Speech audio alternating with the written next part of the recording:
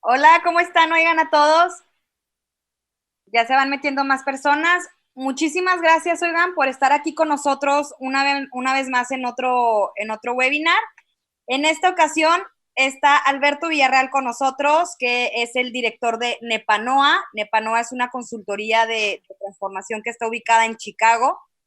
Entonces, en esta sesión, Alberto nos va a hablar del impacto del coronavirus en los negocios, ya que pase esta contingencia. Le cedo la palabra ahorita a Alberto. La mecánica que vamos a hacer es la que se hace en todas las sesiones. Si van teniendo algunas preguntas y que quieran la respuesta, las va poniendo en el chat y al final va a haber una sesión de 15 minutos donde Alberto las va a estar contestando con mucho gusto. Ahora sí ya cedo la palabra a Alberto. Alberto, muchísimas gracias y un honor estar aprendiendo de ti hoy. ¿Qué tal, Michelle? ¿Cómo estás? Buenos días a todos. Como dice Michelle, estamos desde Chicago. ¿Y qué les parece si la sesión de hoy nos la aventamos en inglés o Spanglish? Si existe la necesidad de traducir algo al español, definitivamente lo haremos. Entendemos que vamos a tener gente también de Estados Unidos, entonces por eso hablamos en inglés. Good morning, everybody. This is Alberto Villarreal, Managing Director of Nepanoa Transformation Advisory. We are based in Chicago, Mexico City, and Monterrey, Nuevo León, Mexico. There will be some parts of this presentation in Spanish as well, just in case we need to translate anything. But with that, let's begin. And please give me 30 seconds so I can share my screen and we can get going with the presentation. All right, sounds good. So thank you very much for joining us this morning. Today, we're going to talk about three main things, three objectives. That's what we want you to walk away with. The first one is we have visited the future, at least part of it. And the main question that I'm going to ask you is, what will you bring back? The second piece, we're going to evaluate a transformation. I'm going to show you a framework on how to evaluate a transformation, how to look into a change in your business, whether it's an existing business or a new business, and try to avoid blind spots. And the third one, you want to be David, and we'll get to that. Part of the work that we do at Nepanoa Transformation Advisory is help multinational companies, mainly based in the United States, Mexico, and the rest of Latin America, to implement change in their business.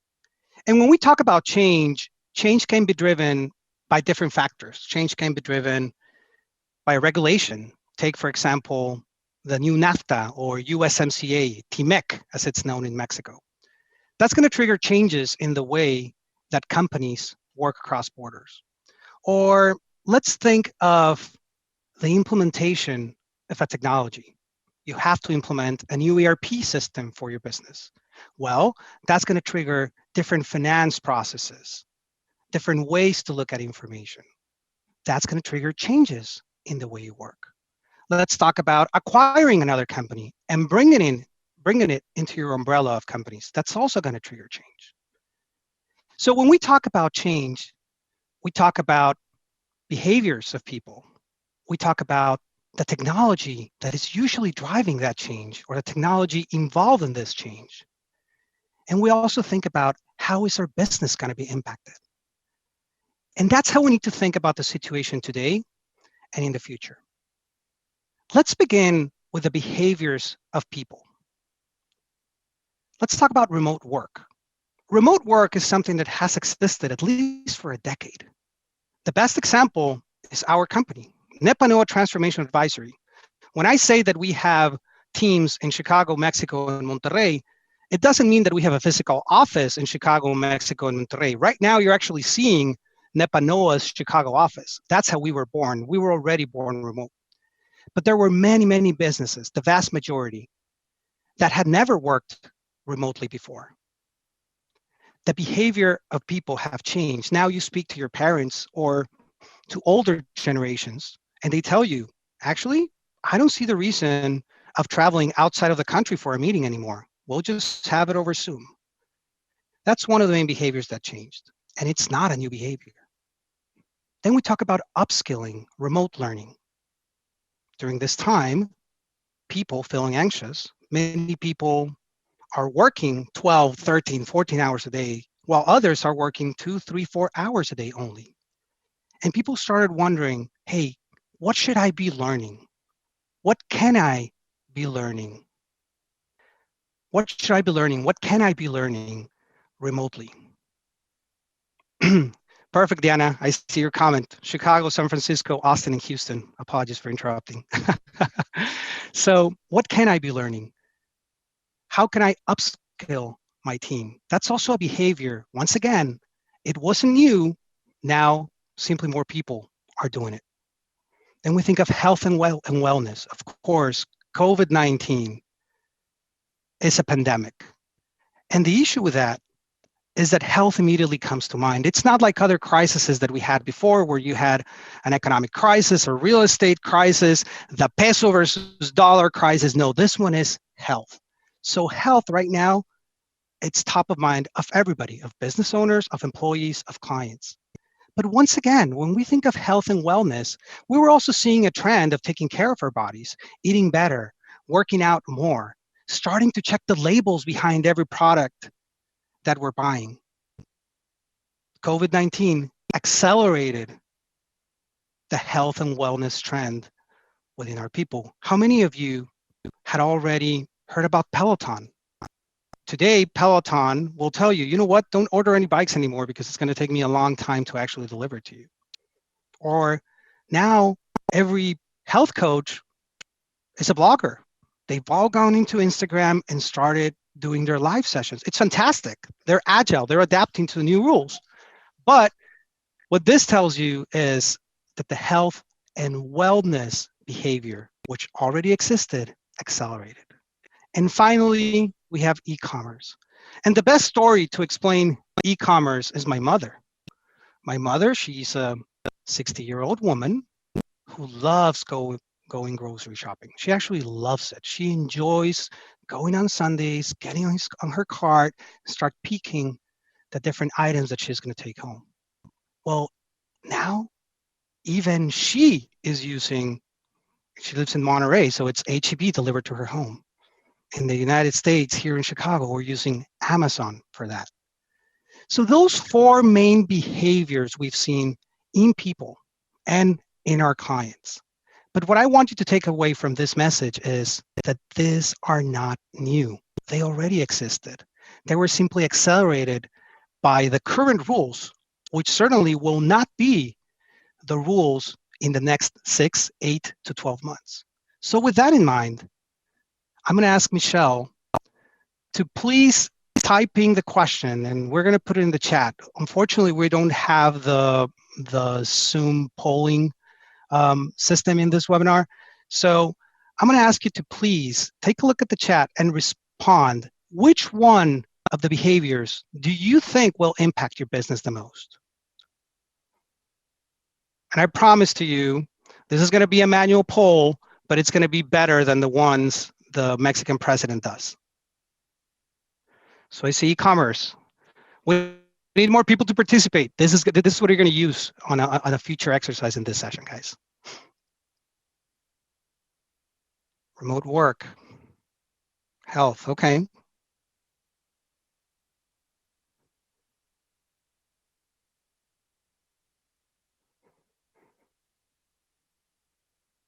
Okay, so I see remote work, e-commerce, upskilling. It's very varied, right? I love that. The fact that we have different answers, it tells you that we're being impacted by different areas. Social distancing, Ileana, good. Arturo Villarreal, C&D, health and wellness, e-commerce. Okay, so I think that the one that is winning is e-commerce. So let's choose e-commerce as the winner for now.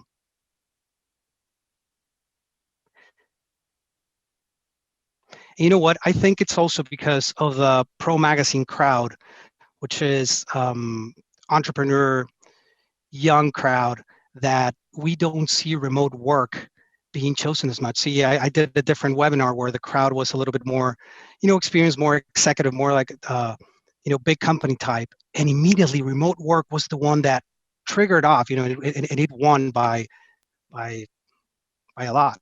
It's like 70 or 60% chose remote work. Okay, understood. Thank you, guys. Now let's talk about the technologies that are actually helping us take these behaviors to the next level. Talk about cloud. If a business was not in cloud during COVID-19, I promise to you, they're wishing that they were in the cloud prior to COVID-19. The cloud enables us to have better information, enables us for our information to be safer. We can access it from everywhere in the world, from different devices, from your cell phone, from your laptop.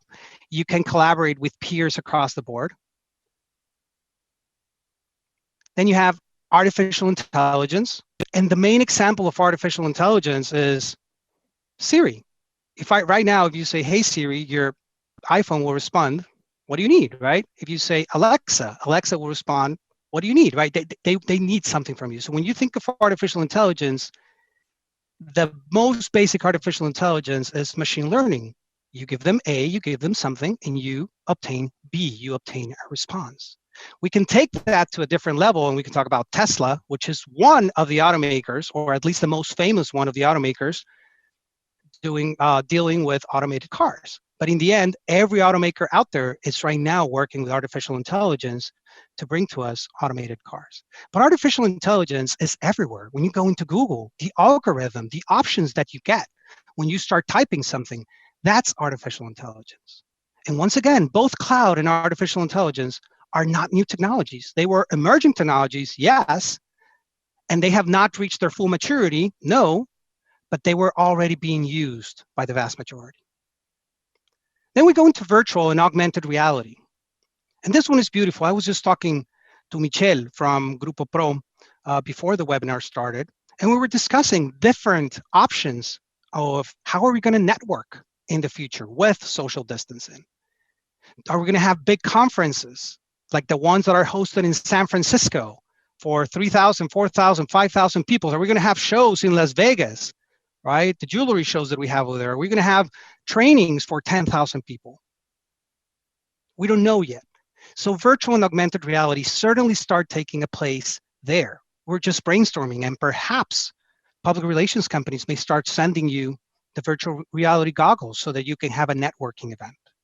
Or think about augmented reality. Nowadays, if you go into Wayfair, at least in the United States, and you want to buy a sofa, right, for your living room, you grab your cell phone, you take a picture of your living room, and you can see if the sofa actually fits and how would it look with the different art pieces that you have in there, or your bar, or your TV. That technology, once again, an emerging technology, already existed. It's simply accelerated. And finally, Internet of Things. I do not want to run a poll on this, but I assume that many of you know what Nest is, the thermostat, the smart thermostat, where you can be anywhere in the world and you can change the temperature at your home. Or you can have Ring, which is a doorbell that at the same time you can be in Monterrey and somebody rings your doorbell in Chicago and you know who is at your home. That's Internet of Things. That's transmission of information between appliances, between things, and the owners or the users. If you take that into the manufacturing or the agricultural industries, you're going to learn how machines can actually measure their temperature or their use and send you a warning and tell you, hey, I need to be maintained. Or this piece is failing, let's fix it. That's Internet of Things. And there are many other technologies, but these four are the ones that have accentuated the most during COVID-19. The user base has grown tremendously. And if you're thinking of starting a business, or if you have a business, or if you're working in a business, here I ask you, which one of these technologies will impact your business the most? So Michelle, if you can put the question in the chat, that would be great. Thank you, Ricardo. Cloud for sure. Anybody else? AI, artificial intelligence. Beautiful. Artificial intelligence, great. Internet of Things, Ileana, great. All right, guys, we have a tie between AI and cloud. We need to untie this. Give me a couple more responses, please. There you go, AI. And we're closing in 5, 4, 3, 2, 1. We have a winner. Okay, AI, fantastic. You'll see why I'm making an emphasis in actually obtaining answers from you guys. Okay, so we have AI. Beautiful. And now let's get to the trick of this, because there's always a trick. And when we think of the business priorities for companies out there for the next 12 to 18 months, it's impossible not to think of business continuity, not to think of risk management, not to think of strategic cost reduction and diversification. Because most companies out there, first of all, they were thinking of surviving the crisis. And if you've made it this far, it's highly probable that you're going to survive the crisis. But more importantly, how do I survive the post-COVID-19 world, the post-crisis world? And business continuity is simply making sure you plan and make the right decisions for your business to survive different events. And risk management, what you're planning to do is understanding what's your cash position. Are you making the right investments? What's your operating costs? Making sure that you're going to survive for an extended period of time. Making sure that if there is another health crisis, perhaps there's a resurgence of COVID, or perhaps there's another virus, or perhaps there's insecurity, or even a cyber attack, that your business can respond. So by nature, business continuity and risk management immediately tells you, okay, let's take care. Let's not do anything crazy right now. Let's not implement any changes. Then when you think of strategic cost reduction, immediately, okay, we're going to stop traveling, so let's cut that. Okay, well, we were spending $100,000 in marketing. Now we're going to spend $20,000 in marketing. Boom, we got that. Well, we're going to cut X and Y people here. It shouldn't be like that. That's the old way of doing strategic cost reduction. Strategic cost reduction today, you really need to hone in on what are your objectives, what are your key capabilities as a company, and focus on those. But very importantly, think of what can you change while you are reducing your expenses, but also guaranteeing that your business will remain there. And finally, diversification. When you think of the businesses today that are winning, they're all diverse. They are all diverse. If Amazon had not invested in food delivery, perhaps they would be running around right now, figuring out what to do. If Uber, which of course is having a hard time on their main business, which is rides, had not invested in food, they would be having a tougher time. And the list goes on and on, but you can find businesses that are diversified. And they're in this situation, they can focus their efforts on different businesses. Of course, it's not a matter of really knowing what's going to be the next crisis so that you are invested in that business and they take advantage. But businesses today are thinking of diversification. And here's the challenge. These three behaviors talk about security, talk about not changing. These three behaviors or these three priorities for the businesses talk about staying, being safe. But what I want to propose to you today is that businesses that do nothing and simply focus on surviving right now, maybe they will not fail right now, but they will fail in the future. And those businesses that are actually thinking of what's next, thinking of what they can change within their business, thinking of how they can innovate in their relationship with their clients and serving their clients, thinking of how they can partner with others to succeed, not only through COVID-19, but post-COVID-19, will thrive. So when you think of these three business perspectives, always think that they are not against innovation. Business continuity, risk management, strategic cost reduction, they are not against transformation. Actually, if you want to accomplish them, you need to invest, you need to innovate, you need to transform. If you stay just the way you are, and if you're thinking or reminiscing that we're going to go back to the way things were, your business will fail. So with that in mind, we come to the third poll. And Michelle, if you can put the third poll on the chat, that would be fantastic. And it is, which business priority will permeate in your business for the next 12, 18, 24 months? Or what are you seeing in your business? If you work for a company, what have you seen? If you are a business owner, what are you doing? What's top of mind right now? Diversification, diversification. And guys, there's no right or wrong answer. Actually, especially from the business perspective, it's different when we talk about technologies and behaviors. When we talk about the business perspective, I mean, they're really all intertwined. They really are together. C and D, diversification, making sure there is space for my team to constantly think of new ideas and innovations. Diana, thank you very much for mentioning that, because we're going to get to that in the next 3 slides. Everybody look at the chat. She said, giving space for my team to constantly think of new ideas and innovations. We're going to get to that. Well done, Diana. Okay, guys, so what we see over here, it's mostly C, diversification, and we also see some business continuity and strategic cost reduction, but mostly diversification. I like that. Okay. Thank you very much for participating. Now I'm going to have a video for you. Please give me 1 second because I'm not sure you can hear my screen, so I'm going to have to stop sharing and then share again. Give me 1 second, please. Oh, no, there you go. Share computer sound. It's fine. So you're going to be able to see it. Give me 1 second.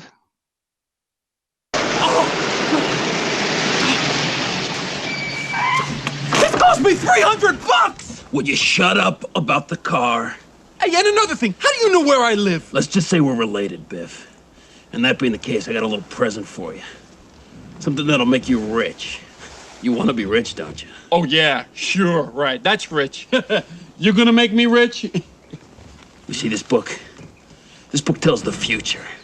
Tells the results of every major sports event till the end of the century. Football, baseball, horse races, boxing. The information in here is worth millions, and I'm giving it to you. Well, that's very nice. Thank you very much. Now, why don't you make like a tree and get out of here? It's leave, you idiot. Make like a tree and leave. You sound like a damn fool when you say it wrong. All right, then, leave! And take your book with you. Don't you get it? You could make a fortune with this book. Let me show you.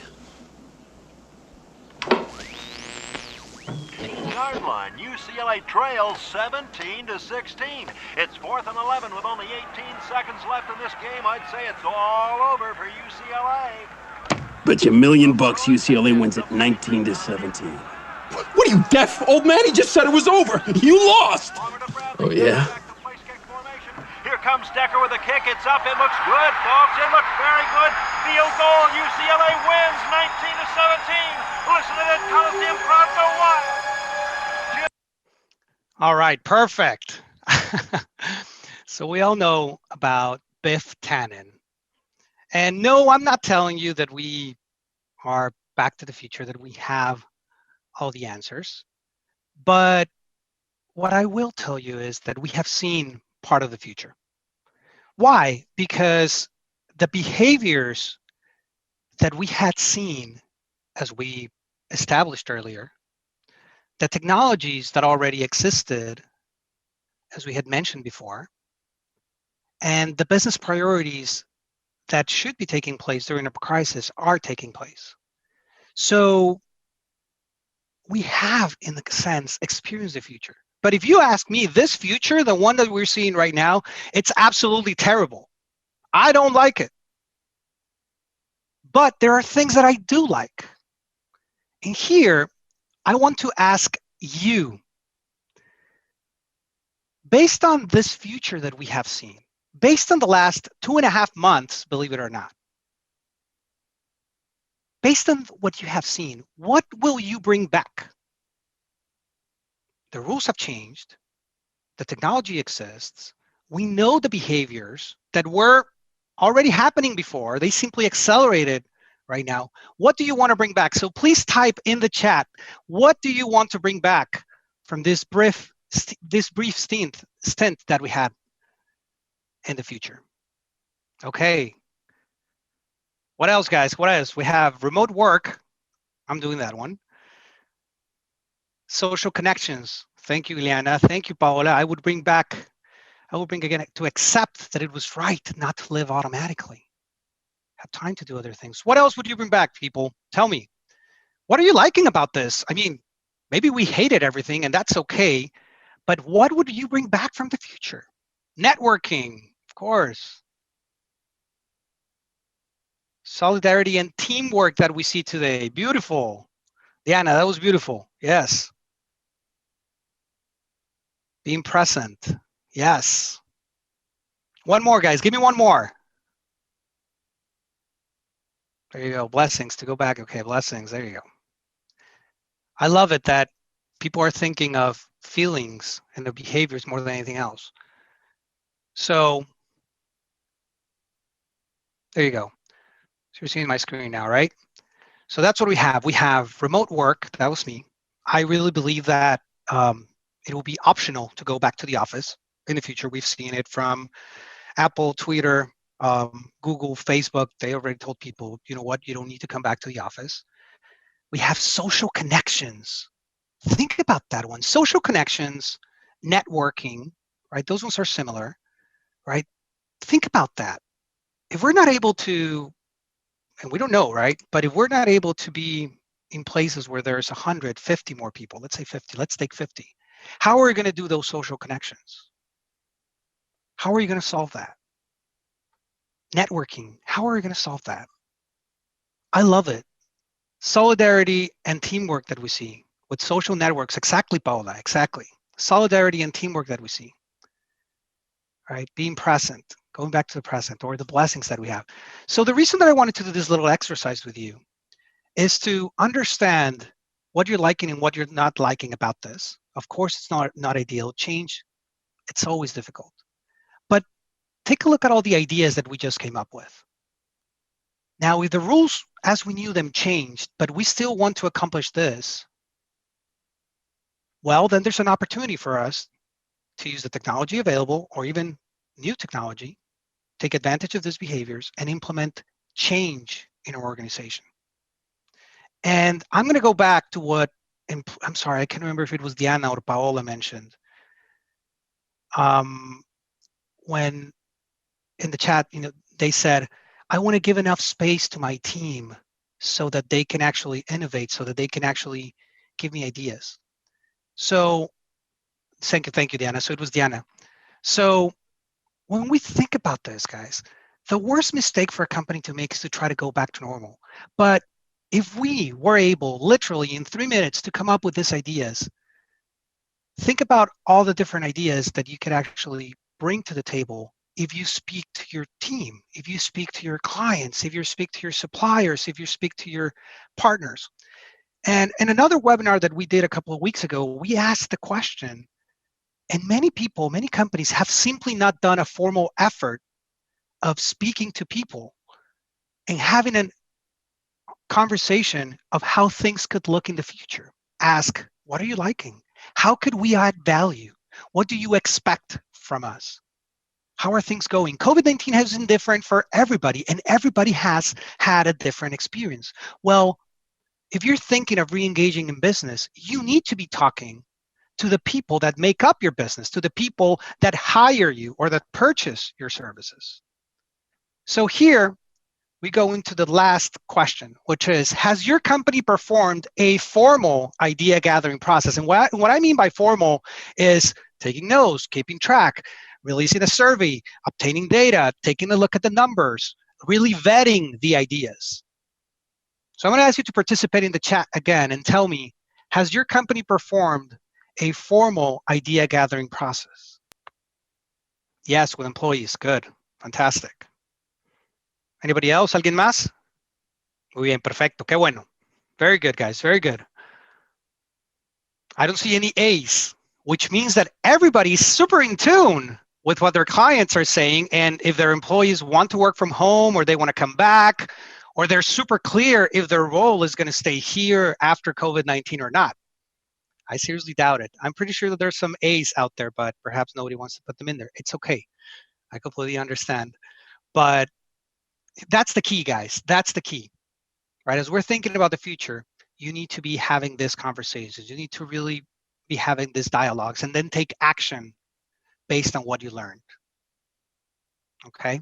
Give that opportunity for them to ask you questions and for you to respond, but also taking actions on that.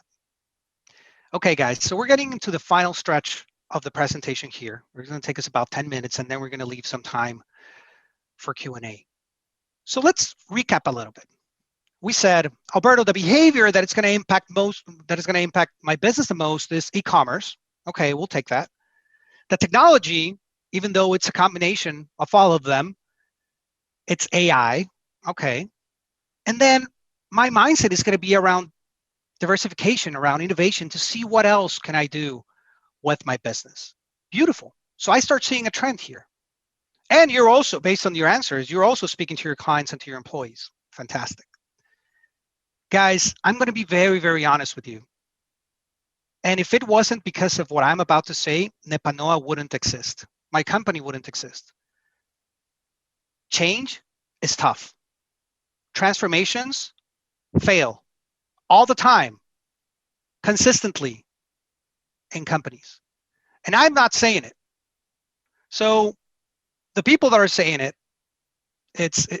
there's a joke in Mexico that I love that it says, cualquier empresa que se respeta tiene una opinión sobre transformación. So in English, it's any respectful consulting company will have an opinion on transformation. So what I did was quick Google search to talk about, to see articles around transformation. And the first one that I found was from the Harvard Business Review in 1995. In 1995, we were already talking about how or why transformations fail. Then you can take it to Bain in 2010. Then you can talk to McKinsey in 2015. Then my former employer, PwC, in 2017. And you do see trends, right? Expressed with different words, but in the end, it is about the business, it is about the technology, but more importantly, it is about the people within the company executing these changes, making sure that they adopt a new way of working, a new process, a new way to engage with clients. It is about the people, your people, having the right capabilities to be able to do this work. So here, I'm going to show you something super basic when you're thinking of what changes to implement in your business. The way that we do this with companies, of course, is way more elaborated. It is an 8-hour workshop session where you have the key stakeholders in there. You have different activities to come up with this information. But what I'm going to give you right now, it's a very simple example that you can use. Number one, if you work for a large corporation, to bring an idea up to that large corporation. If you own your business, depending on the size of it, right? But you can do this on your own. Or if you're thinking even of starting a business. When you think of these changes, or what you should do, you should think of 3 things. And we've been saying them all along. You think about business, you think about technology, and you think about people. Look, guys. The main things that a leader of the present and the future, a successful leader, understands are their own business, how they make money, are how technology impacts that business, and the people that make up their business. Those are the 3 things that you need to worry about. So first, let's start with the most difficult one, the most challenging one, which is people. And I've only listed 4 questions here. But let's take the example that we've been walking through, or that you guys gave me, because we talked about e-commerce, we talked about AI, and we talked about diversification. So let's say, based on your responses, that we are a business that has a store and we sell sports goods, for example. And I'm just choosing that as a plain vanilla example. We do not have a website. We do not sell online. We do not sell on Instagram. We do not sell, just don't do it. So now that's the goal, right? So we're going to go into e-commerce. And there's technology for that. It's super mature. It's super easy to do. We've been selling stuff on the internet forever. But we want to use AI to better gauge the way that our clients behave or what they search for. So we want to make sure that once they enter our website, whenever they're looking at a specific product, our knowledge of our customer, the artificial intelligence, is able to give them 3 different examples of products that will help them as well, right? So let's say that I'm looking for a soccer ball. But if I look further down the screen, what I'm going to see are going to be cleats or shin guards or a jersey of my favorite team, right? So we're using AI. Fantastic. So let's think first about the people. The first question that you need to ask is, how does this change impact your client experience? So most of our audience today, I'm assuming, is from Monterrey. So you have a store at the mall and everybody goes there to buy. Well, how is this going to change the experience of your client? Now they're not going to go to the store. They're not going to be able to try those shoes on. They're not going to be able to fit that jersey on. But more importantly, how are you going to get to that client? Get to the answer. How does this impact my teammates? How does this impact my employees? Well, think about it. You have salespeople at the store. Well, will this salespeople be able to provide customer support online? Perhaps. Do they have the right capabilities to do that? Do they have the right skills to do that? And if they don't, are we going to train them? Or are you going to get somebody else? If you're going to get somebody else, it's going to be more expensive because you're fighting against all the other sports goods stores out there that are going to go into e-commerce. What type of training do you need to give to your people to be able to provide this service? How is it going to impact you as a manager or as the owner? How is it going to impact you? Are you going to have more time, less time? You're definitely going to have more information from your clients, which definitely impacts them because you should be able to provide them a better service. But also, it's going to give you better analytics for you to understand what they buy and when they buy it, because now they're buying online. Who's going to do that for you? Do the people that work for you now, do they have those skills to do that? Now, taking that into consideration, let's go into the business. How are your sales going to improve based on this change? Are you going to have less sales at the beginning before everybody knows that you actually have an online store? Are you going to have more immediately? Will your operating costs decrease? Well, think about it. You don't have rent anymore, but you do have a website. Well, what are you going to do with that money that you're saving? Are you going to save it? Are you going to hire more people? Or are you going to go very, very deep into a marketing strategy to make sure that everybody goes to your website? How much will it cost to implement this change? Because it's not only, hey, let's do the website and then that's it. No, right? You really have to go through the process of making sure that people know that you exist online, and it needs to operate very, very well.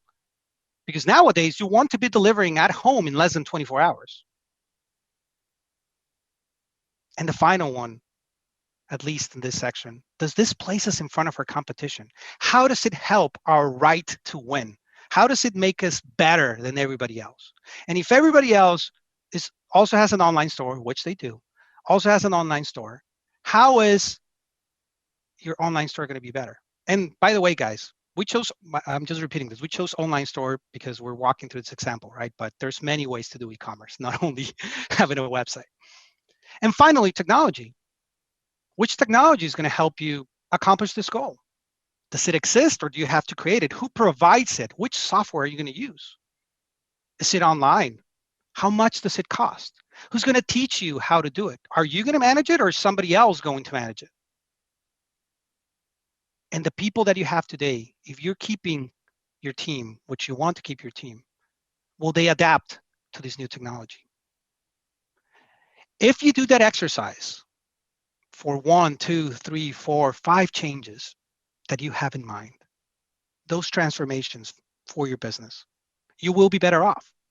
You will be doing a good job of trying to avoid blind spots that you may have as you go through this transformation. That's the number one objective. And the second objective is that having the answers to these 3 topics, or having a way to approach these 3 topics, will help you in the execution of change. Because you are foreshadowing the way people are going to feel. You are foreshadowing how your business will react. You are foreshadowing what technology you're going to use. And there will always be obstacles during this transformation, during this change, always.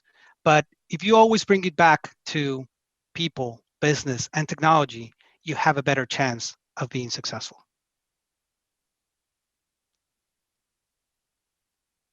And before we close, I'm going to leave you with a couple of things. This quote is from the book David and Goliath by Malcolm Gladwell. Malcolm Gladwell has written several books, Tipping Point, Outliers, What the Dog Saw, David and Goliath, of course. And I like David and Goliath for this moment. And the reason I like it for this moment is because that book talks about different companies, different teams, where the underdog ended up beating the giant. And it says, in reality, the very thing that gave the giant his size was also the source of his great weakness. There is an important lesson for that in battles with all kinds of giants. The powerful and the strong are not always what they seem. So if you think of the story of David and Goliath, Goliath was this 3 meter, 9 feet for those Americans in the audience. Giant, very slow to move. Plus he had an armor, right? So it was very difficult for him to move. He had 3 weapons. He had a sword, he had a javelin, and he had a shield. And when this battle begins, he calls David and he tells him, come close to me. Why? Because he's this giant, he's stable, right? And under his rules, he's going to beat any warrior in the land. David, shorter, agile, faster, very, very good with the sling, rejects his invitation. I'm not going to get close to you. Runs him from 50 to 40 meters away from him, uses his slingshot, straight in the forehead, goes ahead, gets close, cuts his head, and wins the battle. Now let's bring back that story to what we're experiencing right now. And we have Goliaths. We really do. We have very big companies that have been very successful for a long time. Who's going to be the David that's going to bring them down? And I gave you a couple of options here. You have entertainment industry. You have banks. You have universities, hospitals, insurers, supermarkets, retail, gyms. Now, it doesn't mean that because you're big, you're going to fail. No, not at all. I'm not saying that. There are very large companies that are very agile and that have been able to adapt to what we're living right now. But there are also very large companies that haven't adapted at all. I mean, if you think of retail, see Macy's, Nordstrom, Neiman Marcus, they're all having issues right now because they ignored not COVID-19. They ignored this, guys. They ignored these behaviors. They ignored these technologies, right? These are things that already existed. When you think of gyms that may go down during COVID-19, they ignored that. They ignored this trend. Peloton didn't. Mirror didn't, right? So it doesn't mean that because you're big, it means you're going to fail. No, it just means that you need to be agile to adapt to the new rules and the new change. So for the final interaction before the Q&A, guys, which ones do you think will be the Davids? And you can point into specific companies that you think will be Davids in the post-COVID-19 world. It's the last time I ask you to participate, guys. Think about it. Anything that you have seen right now. And it may be a company that already exists, of course, that is winning right now. Just think about it. Just throw, there's no wrong answer.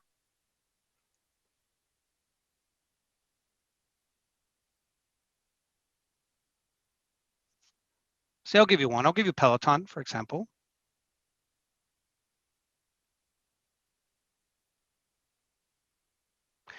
Yes, la pregunta es, se las digo en español también, es ¿cuáles son los Davids? ¿Cuáles son las compañías que ustedes creen van a ganar?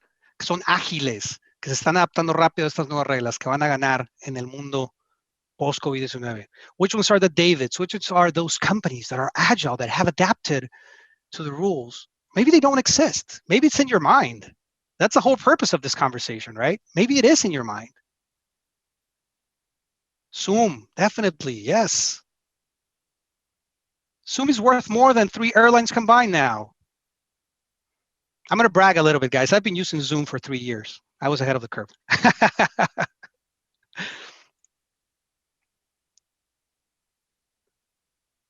Think about education, guys. Amazon, for sure, Amazon. Think about education. Online universities, right? Think about apps for kids, right? Where they can learn. Right? Education, definitely, university, yes. Digital sales.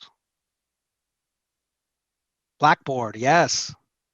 Coursera. Oh my God, I love Coursera, guys. Absolutely love it. All right. Sorry, not yet. We're not getting to the nudity yet. That goes until the end of the presentation. There you go, guys. So David, right? And these are the companies that already existed, that were investing in these behaviors, that were investing in these technologies, right? Digital companies, telehealth. Yes, thank you, Diana. Thank you, Mike, right? Those are the Davids that are going to win. So this is what you want, guys. Any change that you want to implement today, Slack, yes, delivery apps, you need to think of what technology we're going to use. Does this really fit into the behaviors of my clients and of my people, what we're seeing? And how does it impact my business? What you see here are companies that already exist. I hope that many companies that are in your head or that you will start in the future, right, are able to be Davids. And finally, we all know the David from Michelangelo, which is the one in the middle. But the reason I give you 3 different Davids is because every company is different, right? You have Bernini's David here, which is a little bit stronger than the others, very focused in the middle of battle. You have you have Michelangelo's David in the middle, right? Thinking of how he's going to attack Goliath. And then you have Donatello's David on the right, perhaps the weaker physically of the 3 of them, but very imposing with the head of Goliath at his feet after winning a battle. Guys, there's different ways to win, but right now, you want to be David. Thank you, everybody, for your time. It's been a pleasure to spend 45 minutes with you this morning. Let's open the chat for a Q&A session. If you have any questions.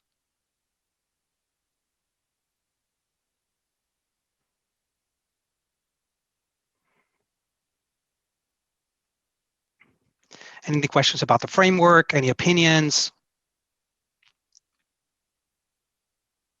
Thank you very much, Fer. Fantastic question. The question is, how can we keep constantly creative and agile in our companies? So, Fer, I do not know the background of your company, but you have to really place an effort on it. I've had experiences with 2 clients in particular where we implemented projects to help them become more agile and involve their organization in a culture of change. And I'm going to try to be brief in this, but the way that you want to do it is you want to put a structure around those conversations. Make it easy for people in your organization to be thinking about change, right? And communicate it to them that change is good, that trying to innovate is good, that it positions you better against the competition, but it also makes the people working in that company better because they're learning about new things and they are more valuable. That's the communication angle.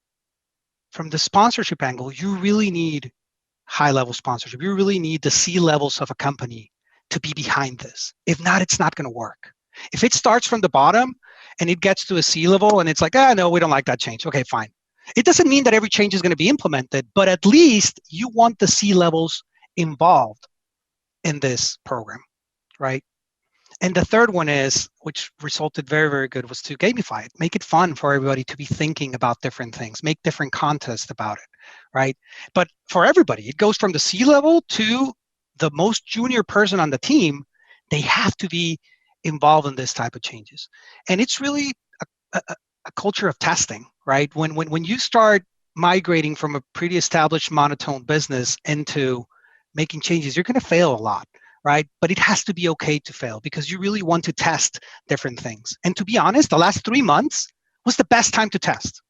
The best time to test because many people were not even paying attention. The ones that were super open of providing you feedback. And on the other hand, everybody was super understanding about things. The last 3 months, everybody has been like, yeah, okay, well, it's COVID-19, we expect something from you, but at the same time, we'll give you a pass. So getting to that groove of changing, but it has to be really the whole organization, creating a solid program around it, gamifying it, and the communication within the company so that they know that change is okay and that you're actually encouraging it, that you want to be better. Thank you for that question, Fer. Okay. Yo tengo una pregunta. Go ahead, Jesus. Just type it. Solo ponla, Jesus. Diana, do you have any tips for managers and executives to communicate changes or transformations to their staff without conflict? Diana, you're going to have conflict. That's it. We're human. We will have conflict. There will always be conflict. But you want to focus on how their life is going to change for the good. And I'm going to give you a little tip. And we use this in our projects. Whenever we're going to introduce a change for a company, for a team, we always document, spend a little bit of time, not a lot, because we spend more time in the future, but we spend a little bit of time in the current state, in the past. And we sit down and we tell, let's say it's an accountant at the company, and we sit down with that accountant and we walk through their day. Hey, Maria, how does your day look? Well, I wake up, I come to the office, I have coffee, blah, blah, blah. Then I spend X number of minutes. Fine, just tell me a story. And then you focus on the future. And you write, okay, how does a day in the life of, right? How does that day in the life of Maria will look when we implement this change? Having that contrast for people, it's very, very powerful. Very, very powerful, Anna. That's one example. Because you will always preach about, hey, this is going to benefit the company in X, Y, or Z, and we're going to make more money. But really, to the people working on a day-to-day basis, they really don't care that much about that. They care about their life, about what they experience. So that's the way to communicate a change. Tell them, look, this is how you are going to be better. Yes, it's going to take work. Yes, you're going to have to learn something new. Yes, the way that you work before, it's simply not going to happen. But this is how your future looks. Right, so that has worked wonders for us in several projects. So thank you very much for asking that. And of course, throughout the course of the transformation, you focus on different trainings, different communications. But I think that one, right from the get-go, from the beginning, it's really, really powerful. Thank you for asking that, Diana. Jesús, ¿qué piensas que pasará con los medios de comunicación después del COVID-19? ¿Crees que tengan más impacto en comunicación en las redes sociales de los actuales medios que tenemos? Thank you, Jesus. So for those that speak English, what do I think? And by the way, whatever I think, it's an opinion. But there always has to be data behind an opinion.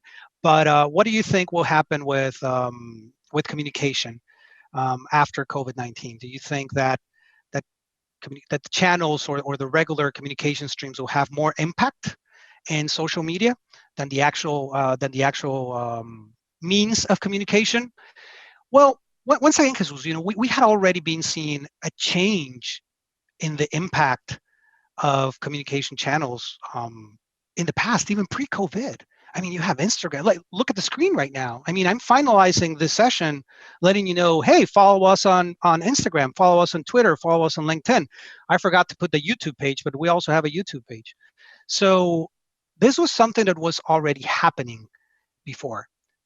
Now, what I am very intrigued about, Jesus, is that during COVID-19, we've just had a ton of content out there on every site, even on TikTok, right? We have TikTok, we don't use it, but even on TikTok, right?